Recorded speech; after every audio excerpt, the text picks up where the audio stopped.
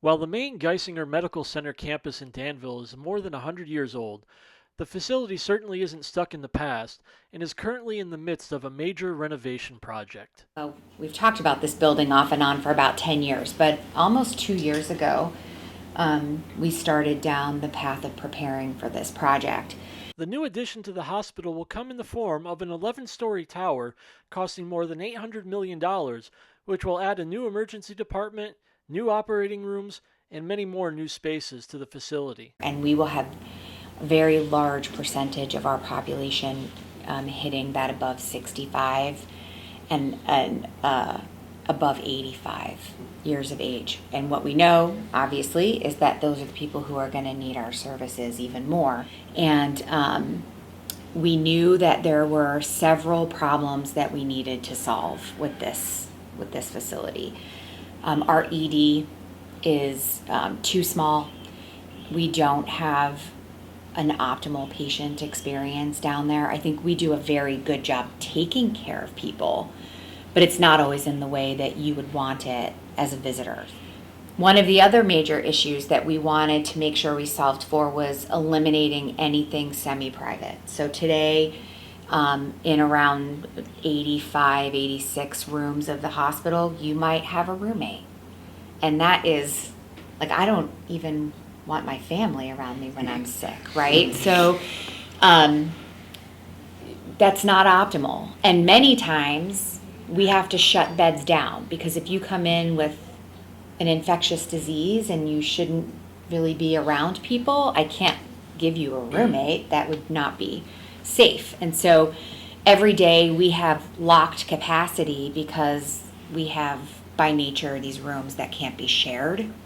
Our operating rooms they're old. They're at the end of what we would consider to be their normal life cycle, and they're due for replacement.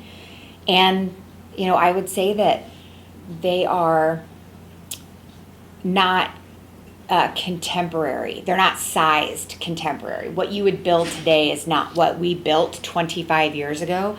And so there are times when we are limited in what we can do from a surgical procedure in certain size rooms. Yeah, one of the interesting facts I think about the ORs is you think with time and technology, your space requirements would shrink, but they actually more than doubled in size.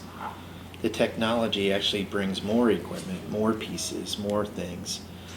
But and then tying that back to not only patient experience, but actually our clinical and our workforce experience in those tight spaces is hard, right? When you're in there tight every day, you don't have room to kind of take a break, have some respite.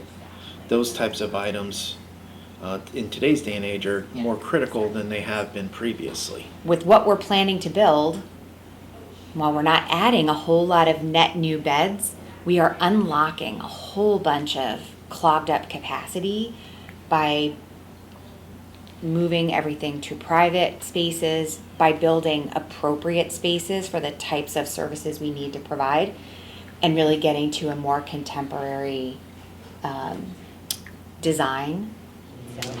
So actually all this space back in here used to be our old cafeteria if you were ever here before. Oh, wow. Now it's office space. We got a new cafeteria, right? So continue to look to modernize, reuse, refurbish. The current Geisinger Pavilion is one of the facilities that will be demolished and moved into the new tower. Efficient. I don't know if you noticed when you walk in, they have 3 wings.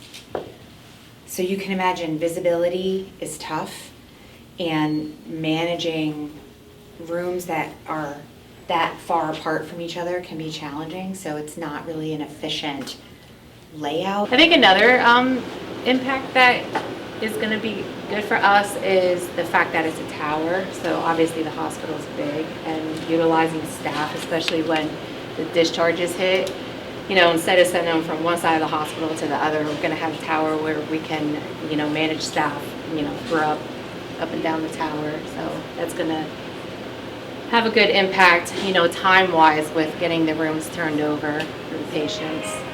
There's this rich history that people have. They write us letters.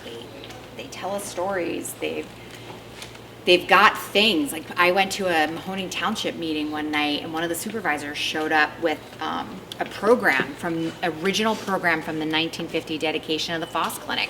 Somebody in the community had died, they found it in their basement. He was like, here, I thought you might like to have this. So we've got all sorts of really like cool stuff because this place is the community. The people who get care here are the people who live here, are the people who work here, right? It's generational. And so we just want to make sure we bring that feel into the future with us.